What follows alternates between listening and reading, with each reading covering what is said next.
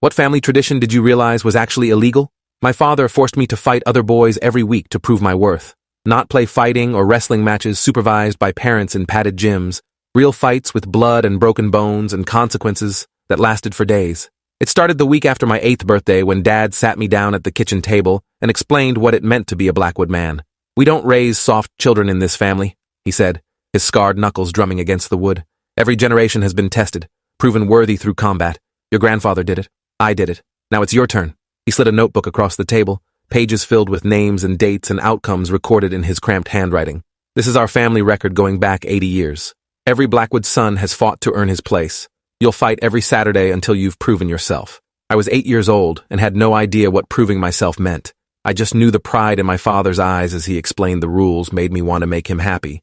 The rules were simple and brutal. Every Saturday, Dad would find another boy around my age and weight class. We'd meet in our garage with the door closed and the windows covered. No padding, no mouth guards, no protective equipment of any kind. Just 2 kids, and the understanding that the fight ended when someone couldn't continue or tapped out. Dad recorded everything in his notebook. Date, opponent's name, duration, outcome, injuries.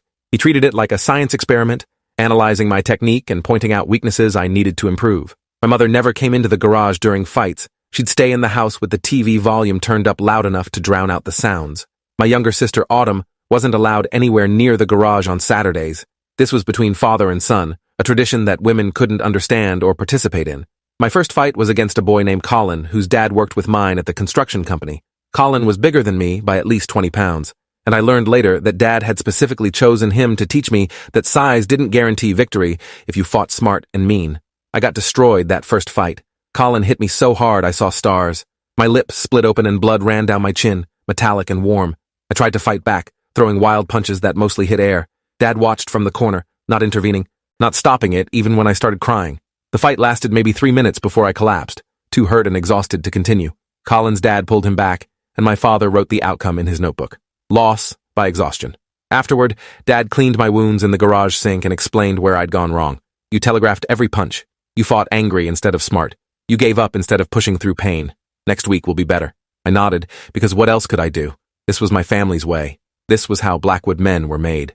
My mother waited until Dad left before coming to check on me, her face pale and her hands shaking as she dabbed antibiotic ointment on my split lip. "Does it hurt badly?" she whispered. I told her I was fine, even though my ribs ached with every breath. The second fight was against a kid named Damien, whose father was one of Dad's old army buddies. Damien had done this before. I could tell from the way he moved, calculated, and controlled. He didn't waste energy on wild swings. Every hit landed exactly where he intended.